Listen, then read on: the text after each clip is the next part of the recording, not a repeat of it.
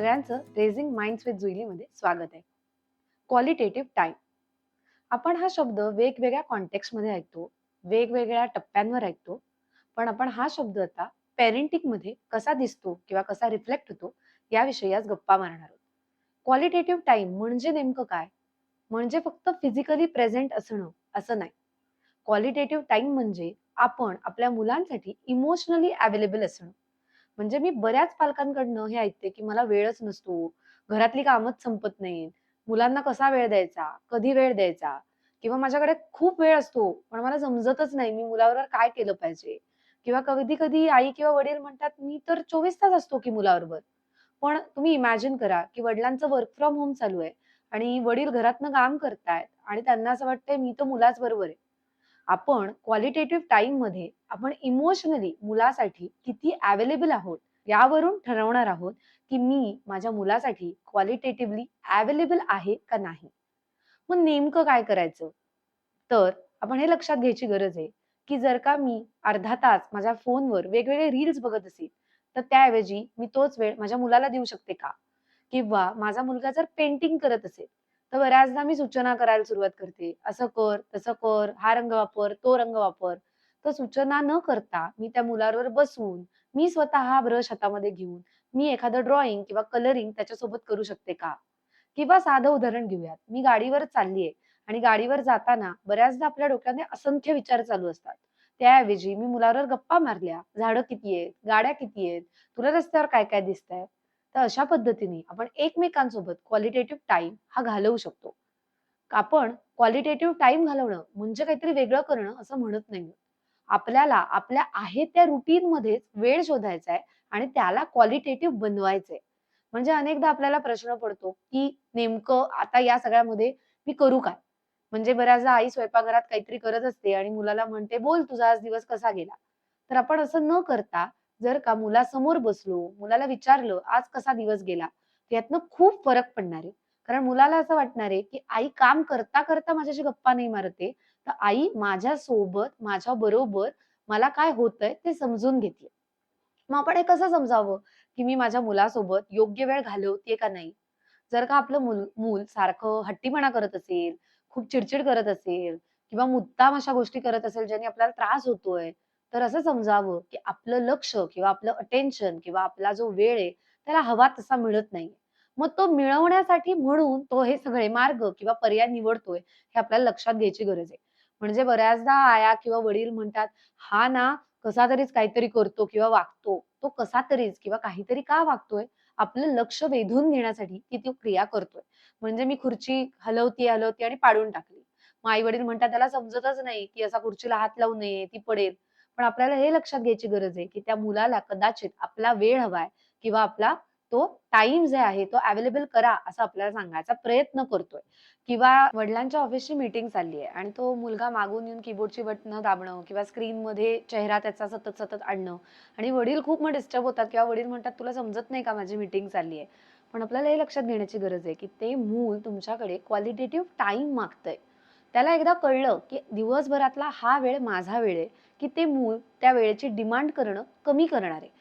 म्हणजे जर का मला माहितीच नाहीये दिवसभरात माझा वेळ कधी आहे, तर मी नक्कीच क्रँकी होणार आहे, टँट्रम्स थ्रो करणार आहे, सतत आई-वडिलांकडे जाणार आहे, आई-वडिलांना चिकटणार आहे किंवा आई-वडिलांना सतत म्हणणार आहे, की मला वेळ द्या, माझ्याकडे लक्ष द्या किंवा बऱ्याच आई-वडिलांना असंही वाटतं, कितीही वेळ दिला ना, तरी याला असं वाटतं आम्ही त्याला वेळच देत नाही किंवा बऱ्याच आया म्हणतात, कितीही काही केलं ना, तरी माझा मुलगा म्हणतो, "तू माझ्यासाठी नसतेच." मग ही भावना आपल्या मुलांमध्ये का निर्माण होतीये? कारण कुठेतरी कदाचित आपण आपल्या मुलाची जी गरज आहे किंवा मुलाला जितका वेळ आपण त्याच्याबरोबर असणं अपेक्षित आहे, ते त्याला मिळत नाहीये. मग अगदी आपण सोप्या-सोप्या आणि छोट्या-छोट्या गोष्टी करायला सुरुवात करूयात. मग जर का आपण 10-15 मिनिटं फोन बघत असू, तर ती 10-15 मिनिटं आपण मुलाला द्यायला सुरुवात करू. त्याला एक घट्ट मिठी मारू, त्याच्या डोळ्यात डोळे घालून बोलायला सुरुवात करू. तो आल्यानंतर त्याच्याकडे स्माईल करू. बऱ्याचदा आपलं मूल आल्यानंतर आपण कशातनं तरी वैतागलेलो असू आणि जर का मुलांनी बघितलं, की "अरे, आई तर वैतागलेली आहे." तर मग मुलाला वाटतं, "अरे, ही तर मला रिजेक्ट करतीये." सो असं न वाटता मी त्या क्षणाला जर इमोशनली माझ्या मुलासाठी जर अवेलेबल झाले, तर तिथूनच माझा क्वालिटेटिव्ह टाईम माझ्या मुलासोबतचा सुरू होणार आहे. क्वालिटेटिव्ह टाईम म्हणजे 24 तास मुलाबरोबर राहणं असं नाहीये. मी किती वेळ जो आहे तो माइंडफुली माझ्या मुलाबरोबर घालवतेय, याला खूप खूप महत्त्व आणि इम्पॉर्टंट आहे. मग आपण काय काय करणार आहोत? थोडंसं रिवाइज करूया. एकतर आपला फोन बाजूला ठेवणार आहोत, आपल्या मुलांबरोबर वेळ घालवणार आहोत. मूल जी ॲक्टिव्हिटी करतंय त्याच्यात सहभागी होणार आहोत. म्हणजे अगदी छोट्यातले छोटे खेळ आपण त्यांच्याबरोबर खेळू शकतो. व्यापार असेल, अगदी तळ्यात-मळ्यात असेल, गाणी गाणं असेल, खिडकीतनं बाहेर बघणं असेल, कदाचित त्याच्या हातात त्याचा दुधाचा कप, तुमच्या हातात तुमचा चहाचा कप आणि तुम्ही खिडकीतनं छान बाहेर बघताय. इतके छोटे-छोटे क्षण जे आहेत ते क्वालिटेटिव्ह टाईम म्हणून काउंट केले जाऊ शकतात किंवा त्या मुलाच्या आयुष्यभर लक्षात राहू शकतात. जितकं मूल क्वालिटेटिव्ह टाईम स्पेंड करेल, तितकंच तो सिक्युअर्ड फील करेल, तितकंच तो इमोशनली स्टेबल फील करेल, तितकंच त्याला आई-वडिलांविषयी खूप काही रिस्पेक्ट असेल किंवा इमोशनली कनेक्शन असेल, आई-वडिलांबद्दल त्याला वाटेल. आणि ते मूल त्याच्या ज्या पुढे आयुष्यातल्या अटॅचमेंट स्टाईल्स आहेत किंवा पुढे त्याचे रिलेशनशिप जे काही तो फॉर्म करणार आहे, त्याची पाळंमुळं जी आहेत, ती खूप स्ट्राँग आणि स्टेबल व्हायला या क्वालिटेटिव्ह टाईमनी मदत होईल. कधी-कधी आपण क्वालिटेटिव्ह टाईम देऊ शकत नाहीये किंवा आपण वेळेने अवेलेबल होऊ शकत नाही आहोत. म्हणून बऱ्याचदा आपल्याला स्क्रीनची किंवा फोनची मदत घ्यायला लागते. म्हणजे कसं, माझी मीटिंग चालू आहे, आत्ता मी मुलासाठी अवेलेबल नाहीये, मग मी त्याला स्क्रीन दिला किंवा हॉटेलमध्ये मी माझ्या मित्र-मैत्रिणींबरोबर गेलीये, आम्हाला गप्पा मारायच्या आहेत आणि माझं मूल डिस्टर्ब करतंय मला. खरं तर माझ्या मुलाला माझा वेळ हवा असतो, पण तो मी देणं शक्य नसतं. मग मी फोनची मदत घ्यायला सुरुवात करते. तर आपल्याला काय करायचंय या क्वालिटेटिव्ह टाईममध्ये जर का आपल्याला आपल्या मुलाला वेळ देता येणार नसेल, तर अल्टरनेटिव्ह शोधायचा आहे. म्हणजे जर हॉटेलमध्ये गेल्यानंतर त्याला काहीच करायला नसणार आहे, तर तो बोर होणार आहे. तर मी त्या बोर होण्यासाठी काय त्याला अल्टरनेटिव्ह देऊ शकते? मग त्याचं एखादं ड्रॉइंग बुक असू शकतं का? क्रेयॉन्स असू शकतात का? किंवा पझल असू शकतं का? किंवा अगदी बेसिक असं कुठलं टॉय असू शकतं का? ज्याच्यामध्ये तो एंगेज होऊ शकेल. यातनं काय होणार आहे, की मलाही बर्डन येणार नाहीये. सतत मी माझ्या मुलाला वेळ द्यायचा आहे आणि माझं मूलही डिमांडिंग होणार नाहीये.